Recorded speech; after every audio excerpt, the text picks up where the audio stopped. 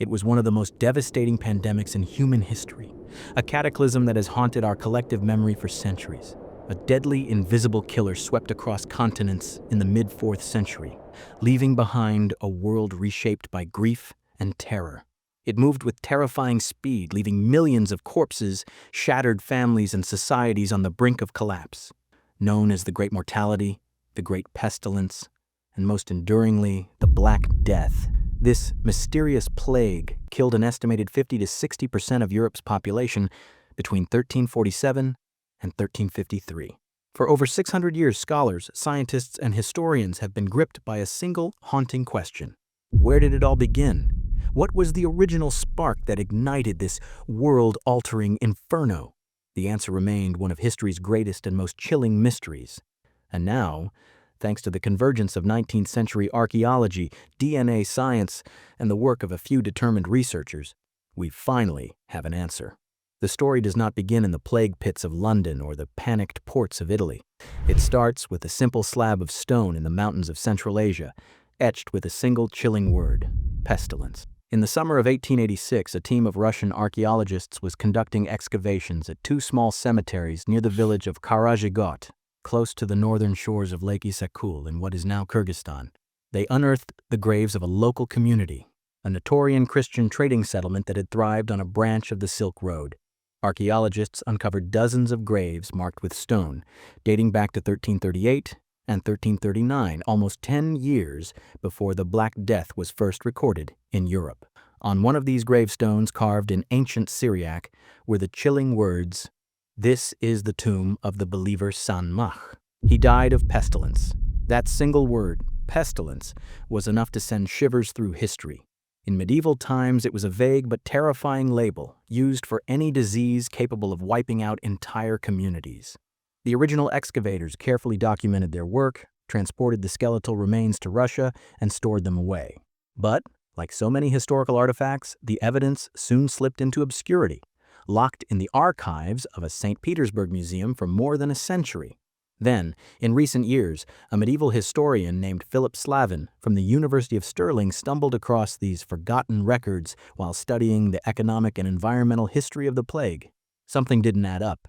Digging into the old field notes, maps, and diaries from the 1886 excavation, he realized San Mach had not been an isolated case. In just 2 years, between 1338 and 1339, over 118 people from this small Silk Road community had died. Many gravestones carried the same chilling inscription: pestilence. This was no coincidence. It was a devastating, localized mortality event, one that might hold the true origins of the Black Death. He was nearly convinced that this marked the true beginning of the Black Death, but conviction alone wasn't enough. History requires more than belief. It demands proof. And proof in this case could only come from DNA. To reach back across 7 centuries and test the bones themselves, he would need science to step in. That's where paleogeneticists at the Max Planck Institute for Evolutionary Anthropology in Germany entered the story. When they heard Philip Slavin's findings, they immediately recognized the possibility. This could be it. The origin point they had been searching for. Their team had already been piecing together the plague's family tree, collecting and sequencing more than 1,300 genetic samples from both modern and ancient sources, rodents, human victims, and beyond. What they uncovered was remarkable. In the early 14th century, the plague bacterium experienced a sudden genetic Big Bang. From a single ancestral strain, 4 distinct lineages appeared almost at once. One of those branches was the killer that swept through Europe, unleashing the Black Death and fueling waves of outbreaks for the next 4 centuries. But the genetic data made something clear. This mother strain did not originate in Europe. The European victims already carried slightly mutated versions, 1 or 2 steps removed from the original. The true ancestor, the root of it all, had to lie elsewhere. A partnership was formed between Slavic and Russian scientists at the Peter the Great Museum, where the Kyrgyzstan skulls had been preserved since the 1880s. From the teeth of 7 individuals, they extracted DNA. Teeth being ideal since dental pulp can lock away traces of blood-borne pathogens for centuries. The outcome was extraordinary. In 3 of the 7 samples, they uncovered the unmistakable genetic fingerprint of Yersinia pestis. This was the smoking gun. The epidemic of 1338 wasn't just any sickness, it was the plague. What followed was even more remarkable. After fully sequencing the ancient bacterium, the team compared it against their worldwide plague family tree. The match was exact. The strain from the 1338 Kyrgyz victims wasn't simply another branch, it was the ancestral strain itself.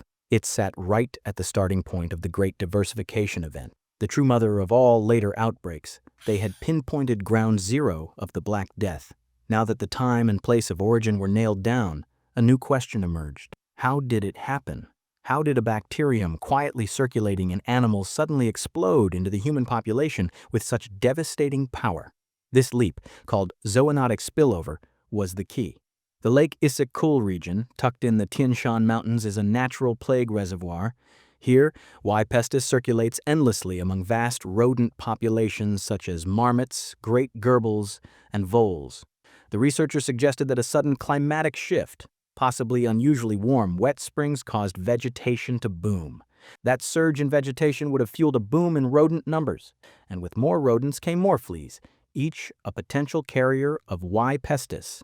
This crowded, thriving ecosystem created the perfect conditions for the bacterium to leap to a new host, humans living and trading nearby. A marmot hunted for its meat or fur could have been the first bridge, but one mystery remained: the journey.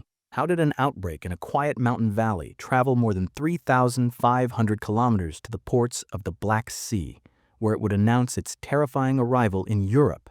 The answer lay in the graves themselves. Slavin's careful study revealed that many buried in Kyrgyzstan were not isolated villagers but part of a global web of commerce. Pearls from the Indian Ocean, coins from Iran, and Mediterranean artifacts were laid to rest beside them. These people were traders on the Silk Road.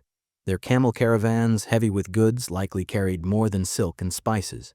Stowed away in cargo or belongings were black rats, and riding those rats were fleas infected with plague. These caravans became moving vessels of infection, spreading the disease step by step across Central Asia. The chain of transmission eventually reached the Crimean Peninsula, and in 1346 the besieged port of Kaffa, Europe's doorway to the Black Death. According to chronicles of the time, the Mongol forces besieging Kaffa hurled the plague-ridden bodies of their own dead over the city walls, one of history's earliest and most chilling examples of biological warfare. From there, the Black Death spread swiftly across Europe on Genoese ships, their holds teeming with black rats and the fleas they carried. Europe, already overrun by booming rat populations, was tragically primed for disaster. Cramped, filthy medieval cities gave the plague everything it needed to burn across the continent with terrifying speed. And so, a forgotten cemetery in Kyrgyzstan becomes ground zero for one of humanity's darkest catastrophes. It shows how a tiny bacterium hidden in the wilds of Central Asia reshaped the destiny of civilizations. Thanks for watching. If this story fascinated you, be sure to like, subscribe, and dive into more discoveries that keep rewriting the human past. Until next time.